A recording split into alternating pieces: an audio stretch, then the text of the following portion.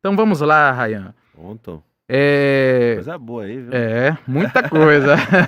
Vai me passa o contato aí. Pronto. É o seguinte, me conte aí agora sobre a Igreja Batista Shalom, essa experiência de Ah, 12 anos pastoreando essa igreja em São Francisco do Conde. você já foi lá, né? Você já sabe Sim, como você. é. A Shalom foi um presente de Deus na minha vida, né? Eu nasci e criado em plataforma, e aí surge a possibilidade de eu ir para lá pregar, porque tinha um pregador no dia que não poderia ir. E aí o pastor que estava como interino lá me ligou, e eu falei com o meu vice-moderador lá da igreja, e aí fui lá pregar, em São Francisco do Conde. Quando eu entro na igreja, que eu olho assim, o Espírito Santo de Deus falou ao meu coração, é aqui. E eu fiquei assim meio espantado, né? E depois daquele culto, o responsável pela igreja diz assim, você tem como vir aqui domingo? Era uma quinta-feira, que eu tinha ido, né?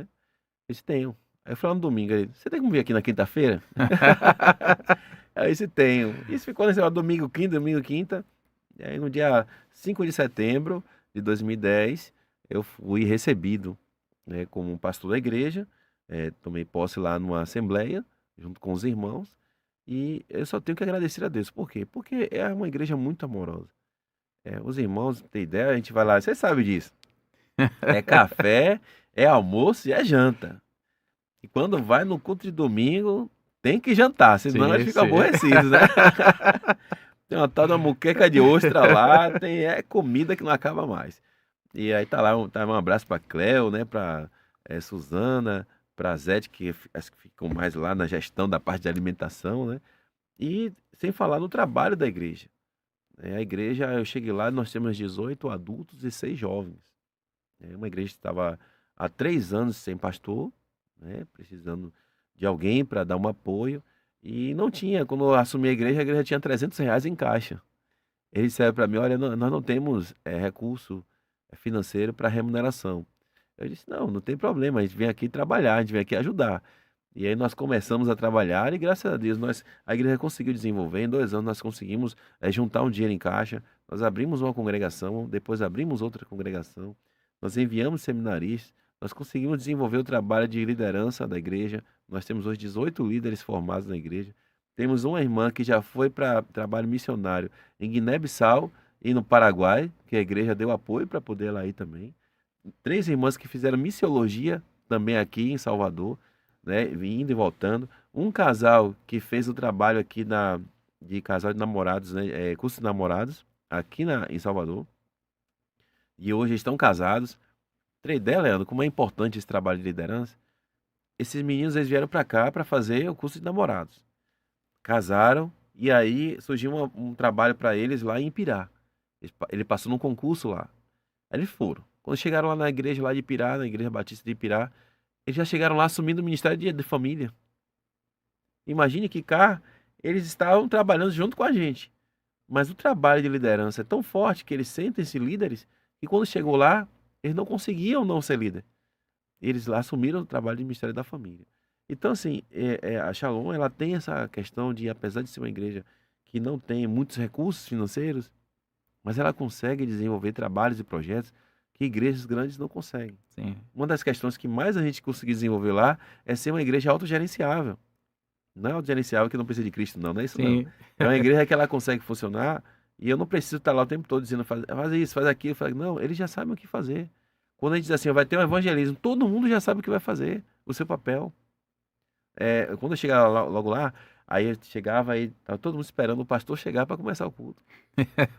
Eu disse, não, irmãos, mesmo que eu não chegue, vai ter oração, vai ter culto, né? O culto ao Senhor. Isso, logicamente, eu percebi as dificuldades e a gente foi Sim, trabalhando nisso. sim. E hoje, a gente percebe que aquele momento que Jesus falou, né? Até quando estarei convosco, né? Deus está dizendo assim, olha, nem sempre eu vou estar aqui, mas você vai precisar fazer, desenvolver, Sim, sim. né, as suas capacitações. E ali eu vi isso na igreja. Amém. Hoje, até tem um irmão que veio de Valença, eu estava conversando com ele, teve até uma filha há pouco tempo, e aí ele tá com um membro lá da igreja, e ele disse que um dia estava conversando com o pastor da igreja ele veio, né, de Valência. Aí ele estava dizendo assim, paz, a igreja Batista Shalom lá, o pessoal lá, as coisas funcionam, né, não precisa é colocar a mão, a igreja funciona, a igreja ela gira, ela tem a sua dinâmica, né? E eu acho que é um processo da igreja. A igreja é um organismo Sim, vivo, sim, né? Então ela não pode ter entraves. sim, O pastor não pode ser também um entrave. sim. O pastor E é um não pode, não pode ser centralizador. não pode ser centralizador. Porque a partir do momento que eu chego para meu líder, olha, dou a ele autonomia, lógico que é uma autonomia. O que é que eu digo só a eles, meus líderes? Eu não quero que vocês façam nada sem eu saber. Eu quero saber. Eu não estou dizendo que você precisa me pedir autorização para fazer. Não é isso. Eu quero saber o que vocês estão fazendo. Por quê? Porque qualquer coisa que der errado, ou que eu perceber que possa melhorar, eu vou chamar eles e dizer, olha, tem isso aqui, esse ponto de vista. O que é que vocês acham? Se eles disserem assim, não, pastor, a gente já pensou nisso, a gente vai por cá. Talvez eu esteja errado. Como muitas vezes eu estive, Sim, de eu dizer assim, olha, vamos por esse caminho. E dizer, não, pastor, mas tem isso e isso aqui. E eu disse assim, não, realmente eles estão certos. Então vamos por aí, por esse caminho.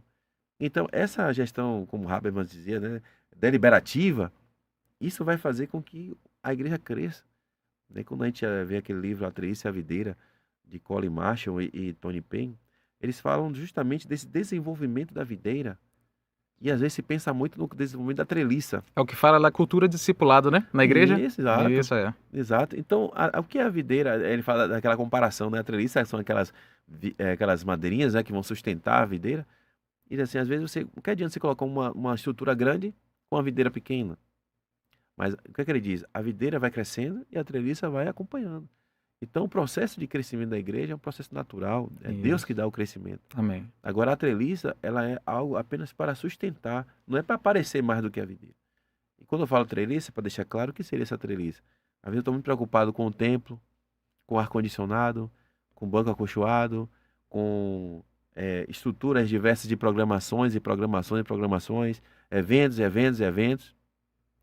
E a missão primária é muitas vezes deixar de lado, que é evangelização, é discipulado, né? É doutrina, é cuidar, é a ação social, Sim, que é o papel social da igreja, sim, é muito importante. Então, a igreja ela se desvia muito do foco quando ela se perde nas questões de treliça. Porque tem muita gente que quer construir grandes templos e acha que está fazendo um grande serviço para Deus. isso. Tudo bem, vamos construir grandes templos, mas já temos gente para isso? Ou então vamos construir pessoas, Amém. né? Começar por um, por dois, por três. Às vezes uma igreja ela começa embaixo de uma árvore. Sim. Ali está 12, 15, daqui a pouco está 40. Agora a gente precisa de um lugar para a gente se reunir. É. Aí tudo bem. Agora não, vamos pegar uma casa aqui, como muitos fazem, um galpão, e vamos encher de gente. Não é isso. A gente só vai ter uma reunião de pessoas. É.